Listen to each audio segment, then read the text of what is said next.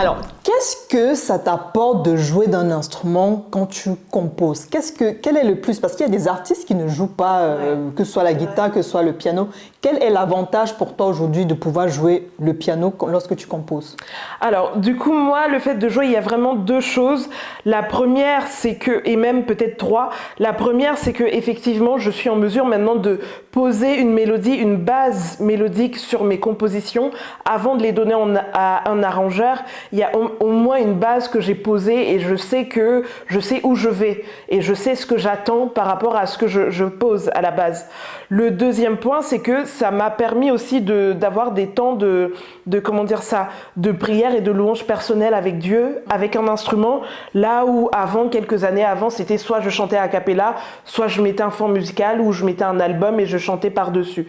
Là, c'est vraiment moi avec Dieu, mon instrument et moi avec Dieu. Et ça, je trouve que en termes de liberté et même en termes d'expérience, c'est différent. Quand on a cette possibilité-là, c'est carrément un plus. Le troisième point, c'est aussi dans la façon de communiquer avec les musiciens.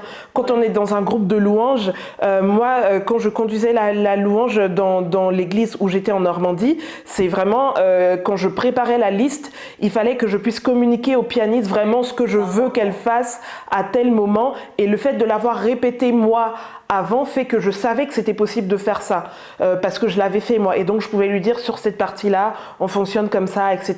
Ouais. Donc ça, c'est un gros avantage.